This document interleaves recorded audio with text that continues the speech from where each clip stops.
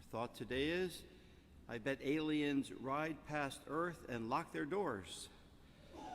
Well, things weren't better back in the 9th century BC during the time of Elijah the prophet. Elijah, certainly the greatest prophet of the Old Testament. We've been hearing the last few days in the first reading, especially from the book of Kings, how much Elijah suffered. He was the last prophet. Everyone else had been killed by Ahab and Jezebel.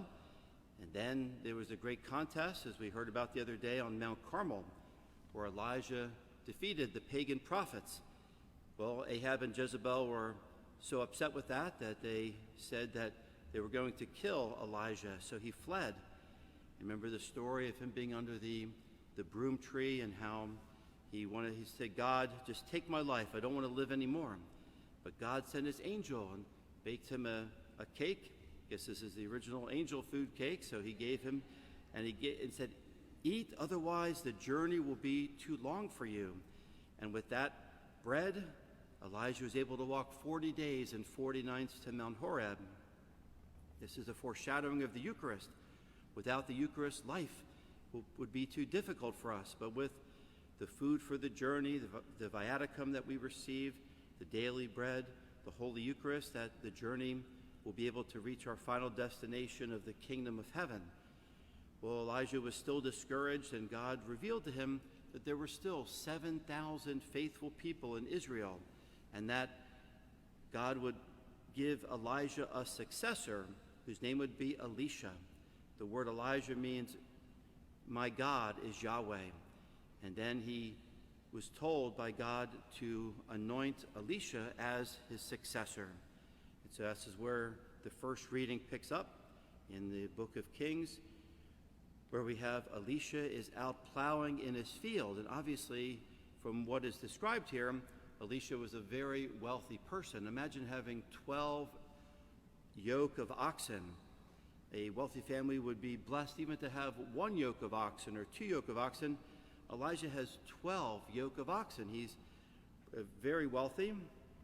The oxen, of course, would pull the plows and dig the fields. And it says Elijah was walking behind the 12th. So, as you know, if a family did not have oxen, they would have to pull the plow themselves, husbands and wives, and others would plow their own fields. But Elisha had a lot of wealth, and so Elijah goes up to him and throws his cloak over him, the famous cloak of Elijah, which meant that he was coming under Elijah's mantle.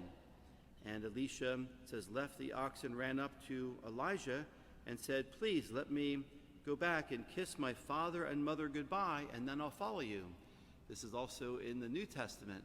Remember where Jesus had a young man come up to him, and Jesus said, come follow me. He said, let me go back and say goodbye to my parents. And Jesus said, no, let the dead bury the dead. So it's very similar to what happened. So Elijah then tells him, go back.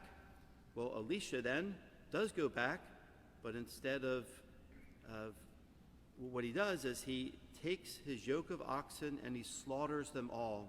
And he has a big feast, and he feeds all the people of the village. Perhaps hundreds of people were fed at this banquet. So he slaughtered his oxen, which indicated he was giving up farming. And in order to cook the oxen, he burned all the plows.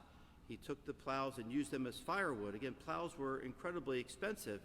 To have plows with yokes, because they were all measured to the very shoulders of the oxen, just as Jesus measures each one of us for our own crosses. Every cross is custom made. Every cross is fit to our own shoulders, just as the great carpenters and craftsmen would measure the shoulders of the oxen and hand carve the yoke that would be on their shoulders. So all of our crosses are custom made. And so then Elijah uses that to be the wood of the fire. So again, indicating giving up his former way of life as a farmer, willing to burn his boats. Remember Cortez when he went to Mexico? When they landed in Mexico, Cortez burned his boats so that the men would not have an escape route, that they had to go forward into the jungle. So this is how this passage ends then, that he used the plowing equipment and he fed all the people. Then it says he left and followed Elijah as his attendant. And so notice this is a message of complete dedication to Christ, giving up everything to follow Christ. And at the end of Elijah's life, God would take him up into heaven in this chariot of fire. And then Elijah told Elisha, if you see my cloak fall, I will send you a double portion of the Holy Spirit. And he says, when you see me taken up into heaven, I'll give you a double portion of the Holy Spirit. And that's exactly what happened. Elijah is taken up into heaven, and then the double portion of the Holy Spirit falls upon Elisha. And this prefigures Pentecost, where Jesus says, I must go up to the Father, but we will send you the Holy Spirit. So what a beautiful passage we have here today of Elisha following Elijah as the next great prophet of Israel.